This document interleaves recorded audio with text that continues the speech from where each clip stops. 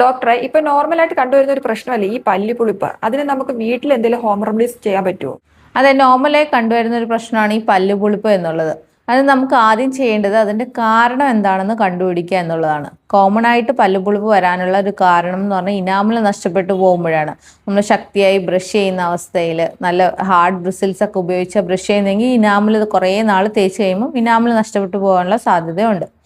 രണ്ടാമത്തെ കേസ് മോണരോഗമാണ്. മോണരോഗം വന്ന് മോണ താഴത്തോട്ട് ഇറങ്ങിക്കഴിഞ്ഞാൽ വേര് എക്സ്പോസ് ആവും. അപ്പോഴും നമുക്ക് പല്ലിന് പുളിപ്പ് വരാനുള്ള സാധ്യതയുണ്ട്. ചില കേസുകളിൽ പല്ലുകൾക്ക് നല്ല കേടുകൾ വരുമ്പോൾ അല്ലെങ്കിൽ പല്ല് ചെറിയ ക്രാക്സ് ഒക്കെ ഫോം ചെയ്ത് കഴിയുമ്പോൾ ചിലർ പുളിപ്പാന്ന് പറഞ്ഞ് വരാറുണ്ട്. സോ കാരണം കണ്ടെത്തുക, അതിന് നിങ്ങളുടെ ഡെന്റിസ്റ്റിനെ മീറ്റ് ചെയ്ത് കാരണം കണ്ടെത്തി അതിനുള്ള ട്രീറ്റ്മെൻറ്റ് എടുക്കുക. ഹോം റെമഡീസ് ആയിട്ട് നമുക്ക് ചെയ്യാൻ പറ്റിയ കാര്യങ്ങൾ, ഒന്നാമത് ഡീസെൻസിറ്റൈസിങ് ടൂത്ത് പേസ്റ്റ്. എല്ലാവരും പുളിപ്പ് വരുമ്പോൾ സാധാരണ ചെയ്യുന്നൊരു കാര്യമാണ്.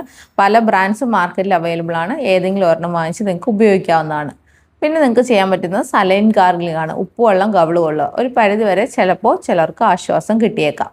പിന്നെ ഹാർഡ് ബ്രിസിൽസ് ആണ് ഉപയോഗിക്കുന്നതെങ്കിൽ സോഫ്റ്റിലോട്ട് പതുക്കെ മൂവ് ചെയ്യുക. നല്ല ശക്തിയായി ബ്രഷ് ചെയ്യുന്നവർ കുറച്ച് ഫോഴ്സ് കുറച്ച് ബ്രഷ് ചെയ്യാൻ ശ്രമിക്കുക.